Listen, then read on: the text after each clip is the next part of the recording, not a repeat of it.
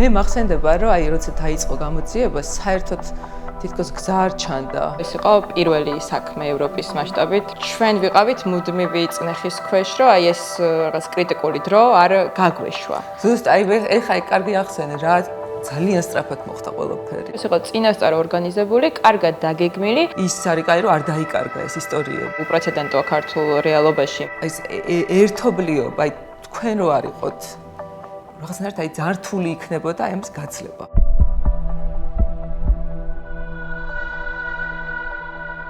ჩვენ ესე იგი თანამშრომლობთ რამდენი წელია უკვე?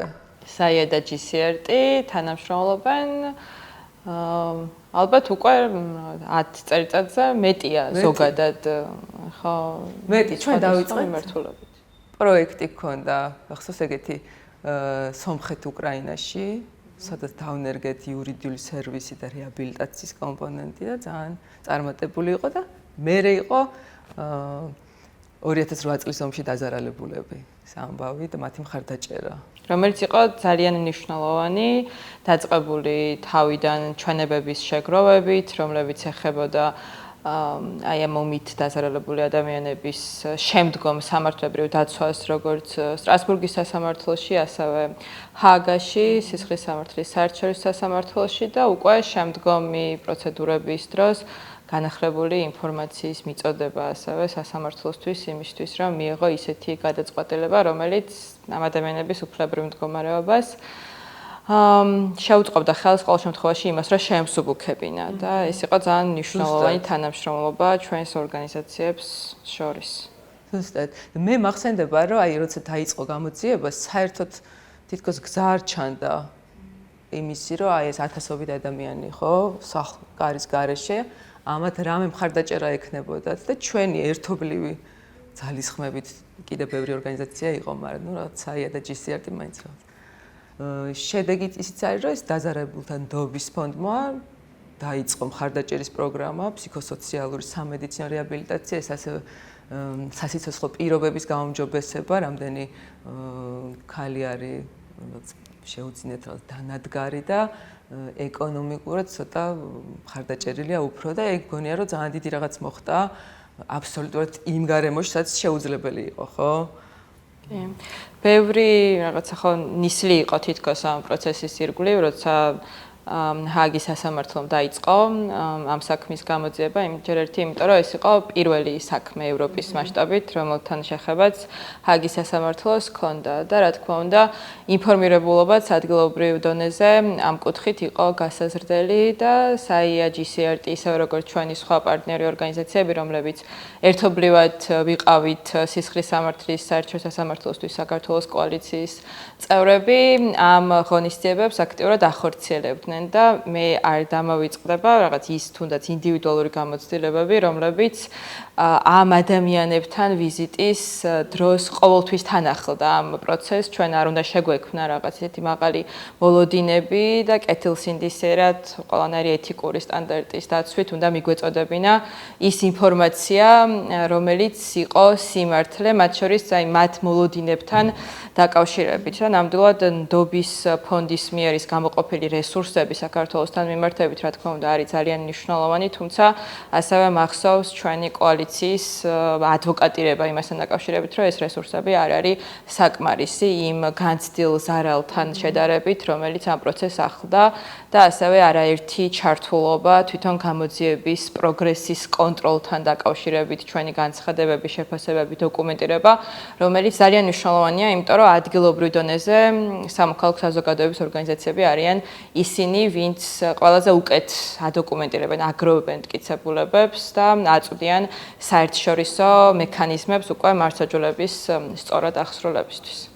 ხო, და პრინციპში ეგ ისეთი რაღაცაა, რომ დაზარალებულების ხმა, ანუ ხელი შეუწყოთ, რომ ამათი ხმა რაღაც საერთაშორისო პლატფორმაზე მოესმინათ, ხო, ეგ ძალიან დიდი რაღაცა არის და რაღაცნაირად ყურადღება წამოვიდა აქეთ და ეს დახმარებაც მაგით შედეგია და მე ძალიან ყვაყოფილი ვარ ჩვენი აი ამ თანამშრომლობით და მგონია რომ ძალიან კარგი რაღაც მოხდა.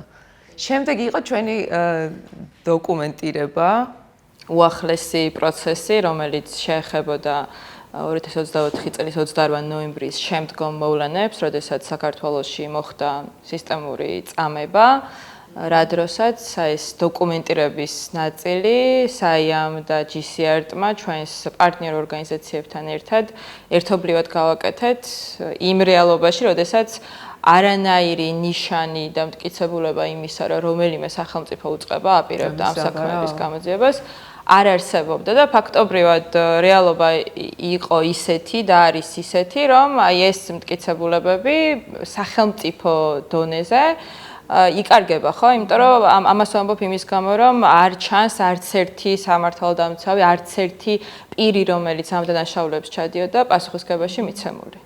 ამიტომ არსებობდა ისეთი მკვეთრი საჭიროება, რომ ჩვენ სამხელმო საზოგადოების ორგანიზაციებს ეს გაგვეკეთებინა. სხვა გზა არ იყო.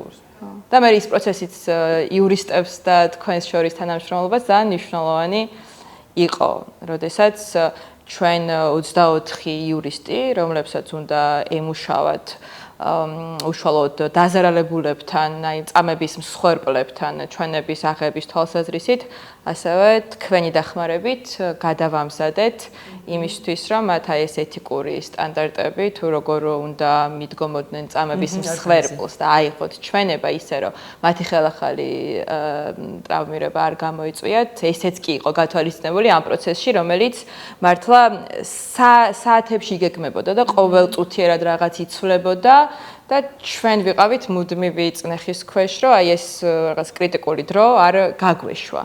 ზუსტ აი ეხა კარგი ახსენე რა ძალიან სწრაფად მოხდა ყველაფერი. მე მახსოვს რაღაც აი ღამეც ჩართულები ვიყავით, აი რაღაც წამებში ხდებოდა მართლა ყველაფერი ვითარდებოდა. შეუძლებელი რაღაც მოხდა. ეს ხო პრინციპში არის რაღაც ბერკეტია, ხო? ეს briefing note არსებობს, ხო? რაღაც სამომავლოდ სასამართლო პროცესის ნაწილია და ის არის კაი რომ არ დაიკარგა ეს ისტორიები რა ეს იმიტომ შეიძლება დაკარგული იყო და გამქრალი იყო დაგჭირდება მომავალში და ეს ჩვენი ერთობლივი მუშაობის შედეგია.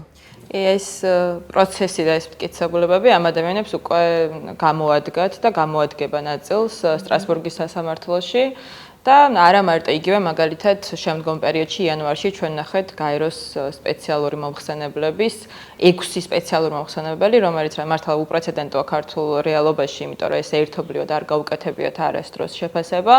მათ თქვეს, რომ ეს იყო სისტემური წამება, რომელიც ასევე მოიცავდა მეთაურის პასუხისმგებლობას, ხო? ანუ ეს არ ყოფილა ინდივიდუალური გადაცდომა, რომელიმე პოლიციელის არის ან ინდივიდუალურად დაგეგმილი დანაშაული, არამედ ეს იყო სისტემური, რაც ნიშნავს იმას, რომ ეს იყო წინასწარ ორგანიზებული, კარგად დაგეგმილი, თავისი ქცევის მოდელებით, რომელიც აი ამ ჩვენმა დოკუმენტირებამ გამოავლინა ეს შედეგები საჯარო არის, ხო? ანუ ყველასთვის ხელმისაწვდომია იმ ანგარიშით, რომელიც ჩვენ მაისში ერთობლივად 11-მა ორგანიზაციამ გამოვაქვეყნეთ. ამიტომ ეს იყო ნამდვილად ძალიან მნიშვნელოვანი პროცესი, რომ დოკუმენტირებულად გვახსოვდეს, მტკიცებულებებით გვახსოვდეს ის სისტემური წამება, რომელიც ნოემბერ-დეკემბერში საქართველოში მოხდა. დღევანდელი მდგომარეობა, ხო, რაც არის უცხოური აგენტების კანონი, ეს გრანტების წინააღმდეგი მექანიზმი, მგონია რომ რაც პირდაპირ მიმართულია იმისკენ, რომ ჩვენ შევწყვიტოთ ფუნქციონირება, ხო? ეს წარმოუდგენელი სიტუაცია არის.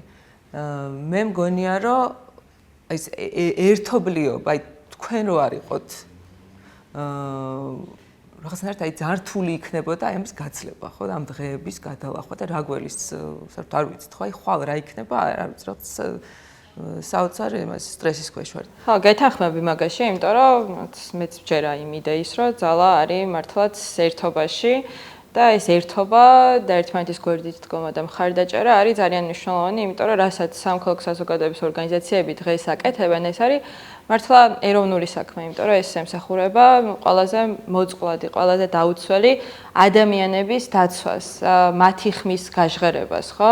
იქნებიან ეს ომით დაზარალებულები თუ მაგალითად წამებით ან ასე შემდეგ, ხო? მნიშვნელობა არ აქვს სამხელმო საზოგადოების ორგანიზაციები, უფლებადაცვითი ორგანიზაციები ყოველთვის იყვნენ ამ ქვეყანაში იმ ადამიანების მხარდასაჭერად, რომლებსაც ძალიან ბევრი დაბრკოლება ჰქონდათ აი მართლმსაჯულებისადმი ხელმისაწვდომობის გზაზე და ეს ასეც გაგრძელდება.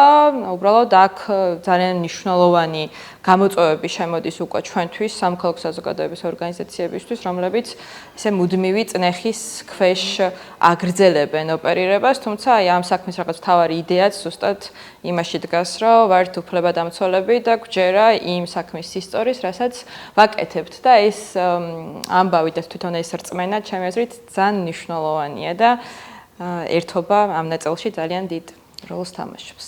ხო, იმიტომ რომ რაღაც ემოციური მხარდაჭერა არის, ხო? მე რომ გვერდში მიდგა ხარ, უფრო კარგად გავარ და ძლიერი ვარ და ნაკლები საფრთხე არის კიდე რისკია, რომ შემოგიდობს, ხო? იმიტომ რომ ვფიქრობ, რომ ყველაზე მნიშვნელოვანია ეს ჩვენი ერთობლივი ბრძოლა და ეგ გვაძლევს სწორედ мотиваციასაც.